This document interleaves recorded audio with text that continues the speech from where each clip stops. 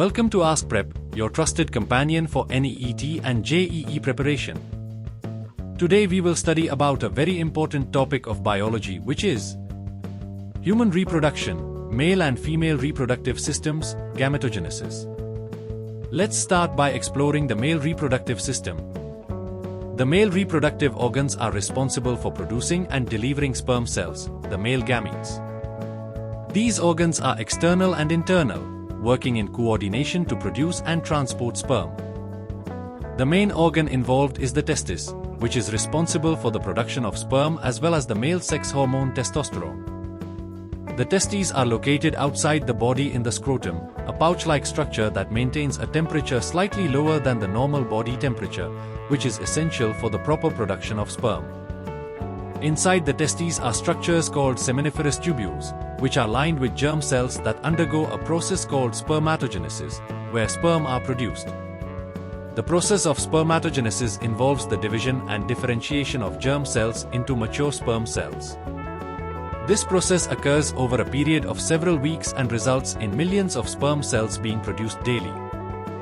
These sperm cells then move into the epididymis, a coiled tube located on the surface of the testes. In the epididymis, the sperm mature and are stored until ejaculation.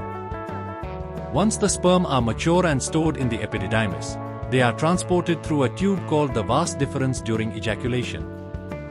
The vas deferens connects the epididymis to the urethra, the final passage that carries sperm out of the body. Along the way, sperm mix with fluid produced by the seminal vesicles, the prostate gland, and the bulbourethral glands.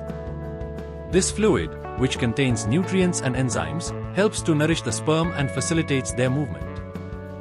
When sperm are ejaculated, they are released along with the fluids to form semen, which exits the male body through the urethra.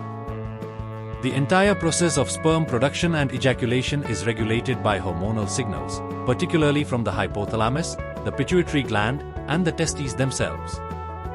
These hormones regulate not only sperm production but also the secondary sexual characteristics like increased muscle mass, deepening of the voice, and the growth of facial hair, which occur during puberty. Now, let's turn our attention to the female reproductive system. Unlike males, females have both internal and external reproductive organs. The primary reproductive organs in females are the ovaries, which are responsible for producing ova or egg cells, as well as female sex hormones, including estrogen and progesterone. Each female has two ovaries, located on either side of the uterus. Ovaries contain thousands of follicles, each containing an immature egg or oocyte. Every month, during the menstrual cycle, one egg matures and is released from the ovary in a process known as ovulation. Once an egg is released from the ovary, it is picked up by the fimbriae at the end of the fallopian tube. The fertilized egg, or zygote, travels down the fallopian tube into the uterus, where it can implant in the thickened lining of the uterus, known as the endometrium. If the egg is not fertilized, it will be shed along with the endometrial lining during menstruation. The uterus itself is a muscular organ where fetal development occurs during pregnancy. It is shaped like an inverted pear and has the ability to expand as the fetus grows. The cervix, which is the lower part of the uterus, acts as a gateway between the uterus and the vagina, the external part of the female reproductive system. The vagina serves as the passage through which sperm enter the body during intercourse, and it also serves as the birth canal during labor and delivery. The internal reproductive organs in females are well protected by the pelvis, ensuring their safety and functionality throughout the reproductive process. Now that we've covered the male and female reproductive systems, let's delve into gametogenesis, the process by which gametes, or sex cells, are formed. Gametogenesis in males is called spermatogenesis, and in females, it is called oogenesis. These processes are essential for sexual reproduction, as they ensure the formation of haploid cells, sperm and eggs, which are necessary for fertilization. In males, spermatogenesis begins at puberty and continues throughout life. The process takes place in the seminiferous tubules of the testes. It starts with spermatogonia, the diploid germ cells.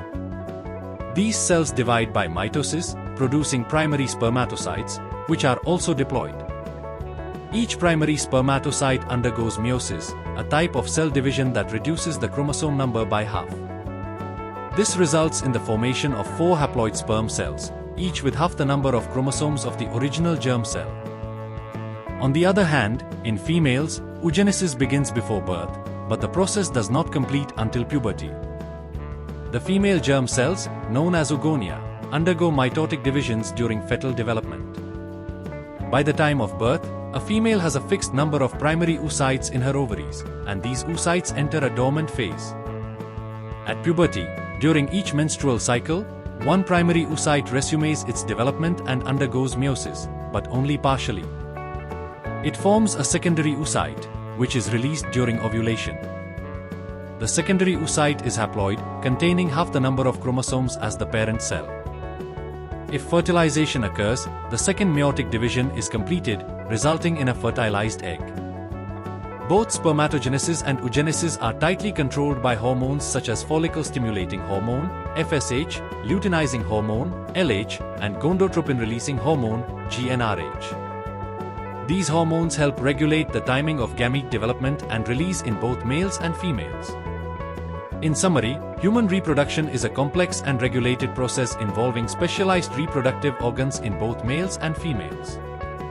Through the processes of spermatogenesis and oogenesis, the male and female gametes are produced, setting the stage for fertilization and the creation of new life.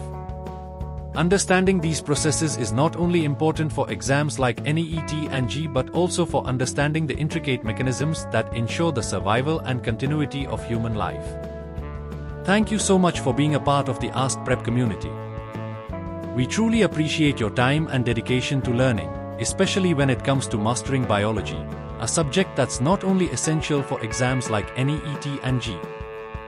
If you found this video helpful, please give it a thumbs up, share it with your friends who are also preparing, and make sure to subscribe to our channel so you never miss an update.